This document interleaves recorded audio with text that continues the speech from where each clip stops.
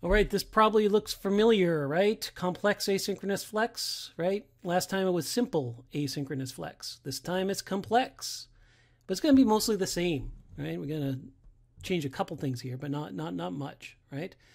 So you'll remember the task from last time. We had some students read Max Weber. We did a prezzo. We recorded it. They tried to apply an idea from it in the doc. We discussed it. Formative feedback, right? Our flex, our async flex, was they basically watched the recording, did the exact same thing with the doc, and the only thing we really flexed is we commented on the late coming students to replace the discussion that they would have had in the class, right? So in that case, in one case, they got a discussion in the class. In another case, we provided some comments on what they contributed to that document. And we don't even have to do all students, right? We could just do like respond to a couple, right? The same way you don't talk to every student in a class. But the question that often arises when we look at asynchronous students is this: what about the free riders issue? This comes up a lot. Free riding is a term here. The better way to talk about it is, so you have this discussion, right? You're going to have this discussion. And even in class, this exists. I just got to stress this. Some people listen to what others say, and then they just kind of repeat it. They don't actually do the work. And the worry with the asynchronous students is they're going to come in and they're going to see all these answers that people already have done, and they're going to copy them, right? They're just going to copy the answers that people did during the synchronous class, right? And I'm going to stress this again. I'm going to keep stressing this. People do this in class too. It's not unique to asynchronous students. But, it doesn't mean that you still, can't do something to prevent it asynchronously. So let's change this task a little.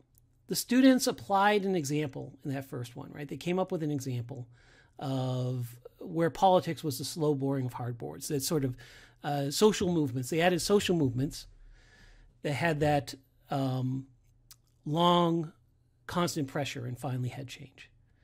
We're going to ask the async people to come in and critique the examples. Not heavily. They're just going to find an example, right?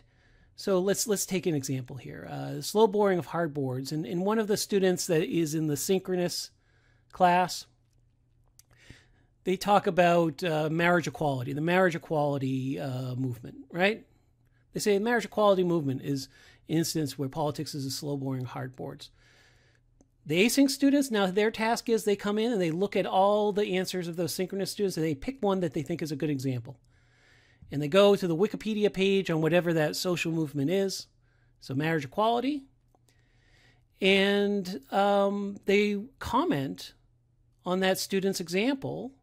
And they say, yeah, looking at the progress of the marriage equality movement, these are the ways in which that fits. On the other hand, these are maybe the ways it doesn't. They just add a comment. So they can't free ride because they're forced to expand the conversation. Do you see how simple that is? It's not a huge task. We don't need to make it into a huge task here, right? If you don't want free riding, have the other students do something more. Have them add, a little comment here. And then you're going to just come in and you're going to look for the comments of the async students, and maybe you'll reply to their comments. And again, I said this was a complex. We could actually make it more complex than this, right? But I think we've basically solved the free riding problem here. And we've done it really through just making sure that the task that the async students had to do was an expansion task, right? And we could do more. We could absolutely do more here. But notice we've solved the problem we set out to solve, the free riding problem. And the students are still doing the same things that they do in a different way in the async class. They're applying an example, and they're getting the formative feedback. And so from the point of view of equivalency, we're done.